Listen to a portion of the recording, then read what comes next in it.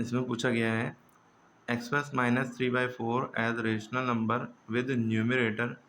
पहला क्वेश्चन 12, दूसरा क्वेश्चन 48, तीसरा क्वेश्चन। ये अलग अलग क्वेश्चन है, ना कि ऑप्शन समझिएगा, ठीक है। तो ये एक फ्रैक्शन है, इसको रेशनल नंबर की फॉर्म में एक्सप्रेस करना है जिसमें न्यूमरेटर यानी ऊपर वाला नंबर 12 हो, नीचे वाला कुछ भी हो। तो आपको पता है कि जब भी रेशनल नंबर होते हैं, इक्विवेलेंट रेशनल नंबर पढ़ा होगा कि ऊपर नीचे हम सेम नंबर से मल्टीप्लाई करते हैं तो वो क्या हो जाता है अगला रेशनल। जैसे इसमें 2/2 से करेंगे तो 2 3 6, 4 2 8, लेकिन हमें क्या लाना है ऊपर 12। तो 3 को किससे मल्टीप्लाई करें कि ऊपर 12 आ जाए?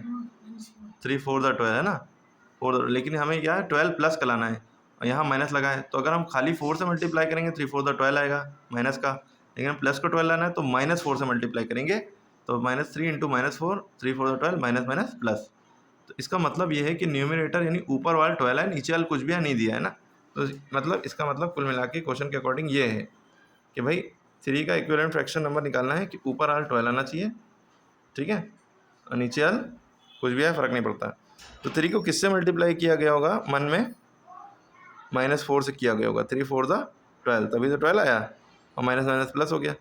इसी तरह 4 को भी -4 से करेंगे, 4 4 16, लेकिन ये माइनस में आ गया, ठीक है। तो ये आपका हो गया।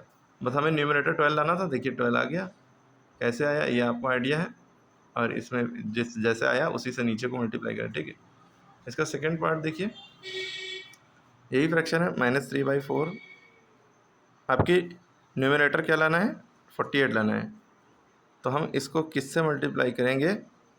ऊपर नीचे, ठीक है, कि न्यूमरेटर 48 आ जाए, नीचे कुछ भी है उससे फ़र्क नहीं पड़ता, ठीक है।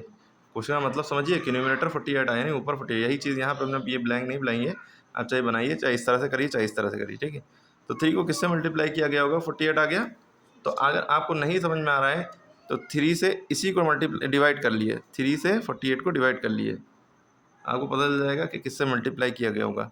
3 1 3 बचा 1 उतारा 8, 3 6 18।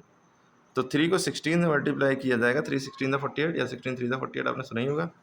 जब 3 को 16 से मल्टीप्लाई करेंगे तभी 48 आएगा, लेकिन यहाँ प्लस का 48 है तो यहाँ माइनस है। अगर हम माइनस लगा रहेंगे तो यहाँ माइनस आ जाएगा, एक माइनस होता है तो माइनस आता है, दो माइनस हो जाते हैं मल्टीप्लाई में तो प्लस आता है, ठीक है। तो -16 से मल्टीप्लाई करेंगे तो नीचे भी -16 से मल्टीप्लाई करेंगे, ठीक है। जिससे ऊपर करेंगे उसी से नीचे करेंगे, क्योंकि इक्विवेलेंट फ्रैक्शन में यही होता है। तो अब 16 4 64 होता है, यहाँ -1 है तो एक माइनस आ जाएगा, ठीक है, क्लियर हो गई। इसी तरह -24 है ऊपर न्यूमरेटर में, अब -24 लाना है। तो ये -3/4 है, 3 को किससे मल्टीप्लाई करें कि ऊपर कितना है -24 है ना, नीचे कुछ भी आए कोई फ़र्क नहीं पड़ता। तो 3 8 24 है ना, यहाँ माइनस है ना, तो एक माइनस यहाँ लगेगा तभी तो माइनस रहेगा। यहाँ माइनस लगा देंगे तो ये प्लस में आता, क्योंकि हमसे पहले में कहा गया माइनस रहना चाहिए तो माइनस रहने दिया। 3 8 24, तो यहाँ भी 8 से करेंगे, 4 8 32, ठीक। इसी तरह ये दोनों सवाल आप करके दिखाइए, क्लियर है।